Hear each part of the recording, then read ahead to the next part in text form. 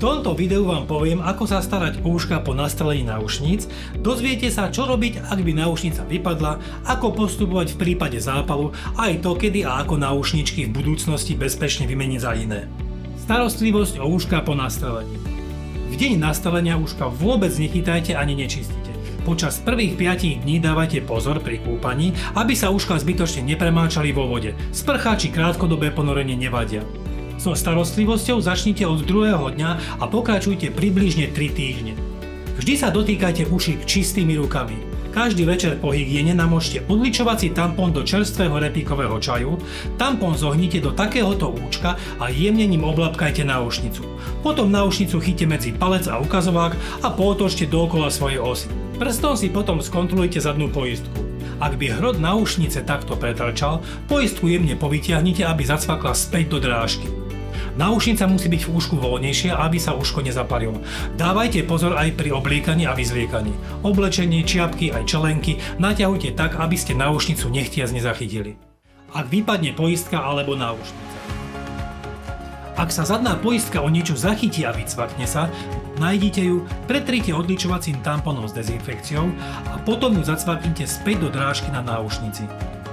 Pre prípad, že by sa poistka stratila, pri nastrelení obdržíte náhradnú. Ak sa pri vypadnutí poistky vyvlečie aj náušnica, tu treba do 2-3 hodín vrátiť späť, inak sa dierka začne zrastať. Vydezinfikujte si ruky, uchopte náušnicu za ozdobnú časť a hrot prečistite odličovacím tampónom s dezinfekciou. Na dierku naneste kvapku detského olejčeka a náušnicu vráťte naspäť. Ak máte doma podobnú náušnicu, vydezinfikujte ju a od prvého dňa noste pre prípad vždy so sebou v kozmetickej taške. Ako náhradnú náušnicu nepoužívajte visiacu. Má komplikované zapínanie, ktoré by mohlo dierku poškodiť. Náhradná náušnica. Ak nemáte podobnú náušnicu doma, viete si pri nastrelení zadovážiť rovnakú náušnicu v takejto šikovnej krabičke aj s dezinfekciou a od prvého dňa ju môžete nosiť stále so sebou. Alebo si rovno spravte radosť aj vy a dajte si nastreliť rovnakú alebo podobnú náušnicu ako spoločnú spomienku na túto výnimočnú udalosť. A v prípade, že by sa malinkej náušnica stratila, jednoducho jej dáte tú vašu. Ak uško začervená, je bolestivé alebo opuchne.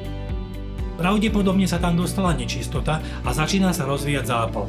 Náušnicu z uška nevyberajte, pretože nie je príčinou. Prvý deň si pripravte silnejší repíkový čaj, namočte doň odličovací tampón a jemne ním náušnicu aj okolie oblapkajte. Náušnicou potom pootočte a to zopakujte aj 4-5 krát za deň. Ak sa stav do druhého dňa nezlepší, naneste zinkovú alebo dezinfekčnú mastičku. Poza ozdôbku, poza poistku a náušnicou potom pootočte, to zopakujte aj 2-3 krát za deň. Ak ani do 3. dňa nenastane zlepšenie, ide zrejme o zápal a bude potrebná konzultácia s pediatrom, ktorý vám pravdepodobne predpíše antibiotickú mastičku. Ak by zápal trval dlhšiu dobu a nepomáhala by ani antibiotická mastička, náušnicu vyberte a dierku preliečte. Výmena nastrelených náušníc.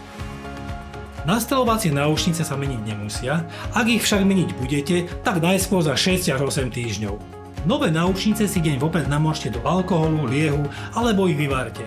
Potom sa ich dotýkate už len vydezinfikovanými rukami. Ešte pred samotnou výmenou ich skúste párkrát na nečisto zapnúť, aby ste to dostali do ruky. Najprv urobte kompletnú výmenu na jednom ušku a až potom na druhom. Ak by sa malinka pri prvom ušku nejak veľmi hnevala, druhé uško si nehajte na neskôr. Najideálnejšie je meniť náušnice počas hlbokého spánku.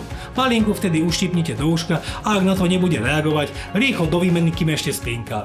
Pôvodnú náušnicu v ušku pred výmenou prečistite tampónom s dezinfekciou. Uchopte ju za ozdôbku aj za poistku, poistku vycvaknete a obnažený hrot pretrite tampónom a až potom náušnicu vyberte. Na dierku naneste kvapku detského olejčeka a novú náušnicu jemne vložte do dierky a zapnite. Prajem vám veľa radostí z cerkyných nových náušníc a ďakujem, že ste si toto video pozreli. Verím, že hojenie prebehne bez komplikácií a ak by predsa nejaké vznikli, už viete, ako postupovať. Teším sa na osobné stretnutie.